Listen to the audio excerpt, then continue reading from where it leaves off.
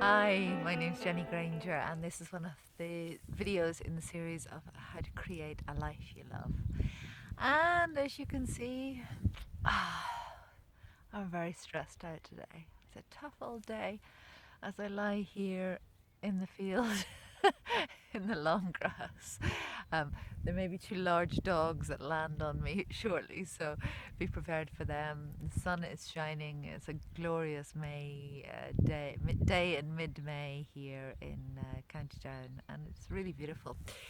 And this is why I do what I do and why I do it in the way that I do it. For me, it's all about having space and having the freedom to be able to make the most of days like this. We don't get very many of them in Northern Ireland. So it's really important for me to be able to just chill out, just to take time off and enjoy it while I can. And so, yeah, you may be watching this and go, oh, it's all very well for her. I'm stuck in my office doing my job that I don't want to do, and she's lying around in the long grass on a sunny day. But please, please, please remember, it wasn't always this way for me. This has been a process, and this is what I'm wanting to share for you to help to inspire you to realize that, there's no reason why you can't be doing this as well, lying around in the grass. And so, what I wanted to talk a little bit about today was the importance of space when you are trying to create a life you love. Uh, when your life is really busy, and most of us do have hugely busy lives, I know that many of you who are watching this will have kids running around the place, might be working full time, partners, elderly parents possibly to care for, voluntary work, all sorts of different things that pull your energy all over the place. But it really is absolutely key that you create some space in your life, because without space, we can't hear the callings of our soul. I've just spent a beautiful weekend with my spiritual teacher, Miranda McPherson, who was over from California. I was running a retreat for her here in Northern Ireland, and the title of the retreat was Your Soul Knows the Way. And I've been reflecting over the last few days about that title, and big dog incoming. Thought he was going to land on top of me there. um, I've been reflecting on that title and what it means to me, and just also how hugely intelligent our soul is. And for me, the difference between the intelligence of my soul and the wisdom of my soul and my mind is that the intelligence and the nudgings of my soul are very subtle. They really are. So, for example, this time, almost to the day, 8 years ago, I was sitting in a room in a centre in Belfast, and I was sitting in front of Miranda McPherson for the first time ever. And somebody had invited me to go along to meet this woman, or to go attend a workshop that this woman Miranda was running. I knew nothing about her.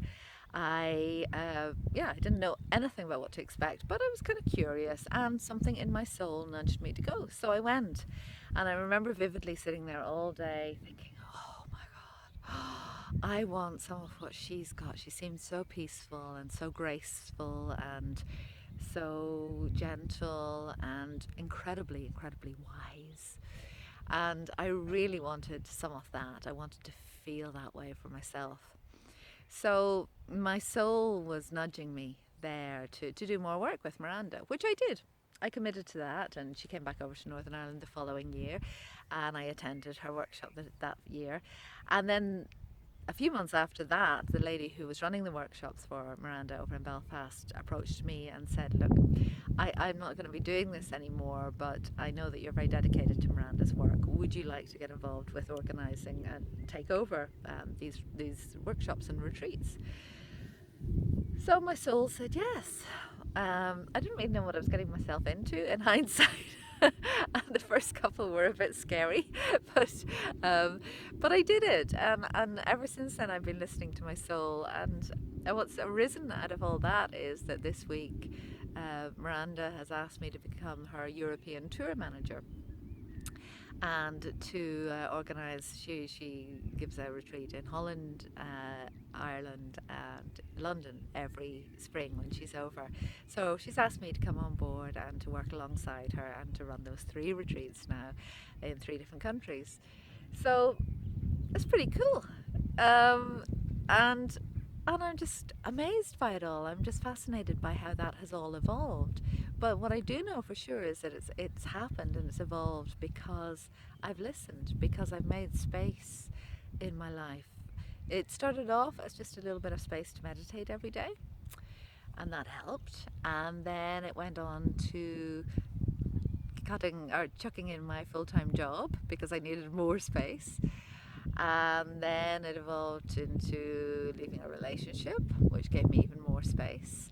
And then gradually, just bit by bit, my soul has nudged me in the right direction of how to make more space in my life. And what the space does for me is it allows me to, and I'm not just talking about physical space, I'm talking about space in my diary.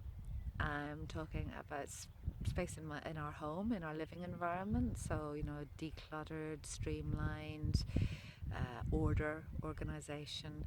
And it's also mental space and psychic space. So at least one day a week, I switch off completely from the internet. Switch off. I try to do that for several hours every day if possible and just switch the devices off. It's amazing. You can actually turn your phone off. You don't have to be online all the time. And then I make as much space as I can just for me. And that may seem selfish, and it may seem a big stretch away from where you are possibly at the moment in your life. But it's not selfish because I really do believe, I know from the feedback I got at the weekend from the people who attended the retreat with Miranda, I know from the appreciation that they gave me, the gratitude that they expressed towards me, the respect they shared for me. I know that when I nurture myself and when I make space and when I listen to the callings of my own soul, that I'm of more benefit, much more benefit to everyone around me, and even people who don't know me, because you might not know me, but you may be watching this video now and it's maybe impacting you in a certain way.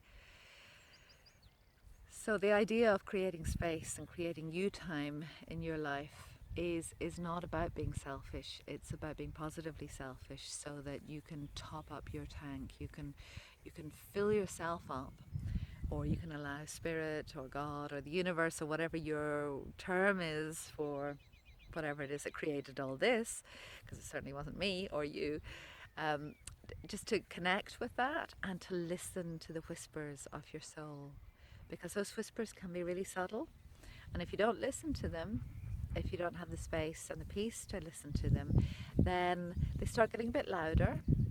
And if you don't listen to the as they get louder, then eventually what happens is they come and they whack you across the head.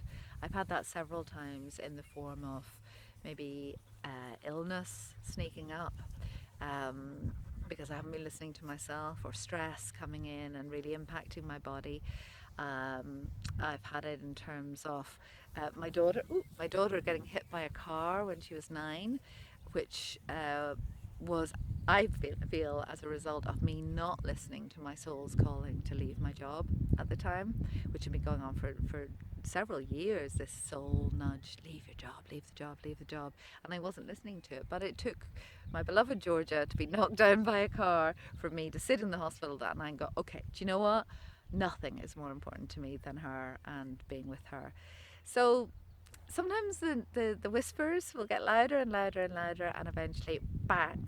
So all I'm wanting to say really with all this, and I know it's a bit long-winded today, but I just want to say, make some space in your life. If you want to create a life that you love, you need to clear space. You need to let go of the things that aren't working for you, whether that be the thoughts, the beliefs, the ideas about yourself, the blocks that you have within yourself. You need to make space to clear those out before all the gorgeous new stuff can come in. This life that I'm living at the moment, it's It's a Tuesday afternoon, and look where I'm sitting. The ability to just switch off and enjoy this, um, it didn't happen by chance. It happened because I made conscious decision after conscious decision after conscious decision, and I did so based on what my soul was whispering to me. So I hope this helps you to slow down and listen to the whispers of your own soul. Sometimes they can be scary. Sometimes your soul can ask you to do things that maybe you don't feel that you're ready to do, or you're not brave enough to do, or not courageous enough to do, in which case maybe you need some support. I certainly have. I've always had a coach working with me, or sometimes a bit of counselling, sometimes a bit of guidance. My spiritual teacher Miranda, I turn to her regularly when I'm feeling a bit stuck. So sometimes we all need that, and that's part of what we offer at Fresh Start Coaching, and it's part of what we offer at Positive Living Network. Which are both my businesses, and that's why we offer those services, because I want you to grow. I want you to live a life as beautiful as this one. I want you to be able to create a life that you love for yourself. It might not look the same as mine. In fact, it won't look the same as mine. It'll be your version of it, but it is possible if you listen to the soul, and the only way to listen to the soul is to make space for yourself. Please subscribe to this channel.